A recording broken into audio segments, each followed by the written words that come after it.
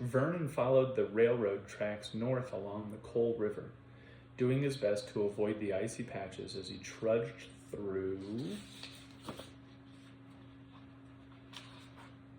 the hard-packed snow. He'd forgotten the true bite of winter, but now returned to human flesh, he clutched himself, trying to stifle his shivering. Dusk approached, and with it falling temperatures, Vernon wondered bitterly if, after all his trials, his final fate would be to freeze here alone along this desolate river. He'd been trapped up in those hills for close to 100 years and realized anyone he'd ever known would now be dead.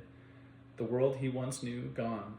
He had no money, no real idea of where he was headed, other than as far away from Krampus and those terrible angels as he could get. Yet, he couldn't help but smile. I am free. He inhaled deeply, filling himself up with the feeling.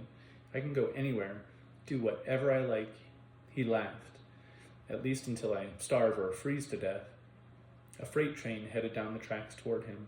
Vernon climbed the embankment and watched it clang past. He smelled grease in the air. His stomach rumbled. He glanced up the highway, spotted a familiar structure, and started toward it. Horton's didn't appear to be open yet, but a light shone from inside, and a vehicle sat out front. Vernon hoped it belonged to Horton, because the two of them had hit it off pretty good the night before. Well, enough that he felt sure the man would let him come inside and warm up, perhaps even give him a bite to eat. Vernon noticed that the fresh buds, new grass, and flowers about the place had all withered, as though in mourning for the Yule Lord. Vernon hated to admit it, but part of him actually felt bad that the old goat had come to such an ill demise. He sighed, stepped up to the porch, and noticed a "Cook Wanted" sign propped in the window. He plucked the sign off the sill and carried it inside with him.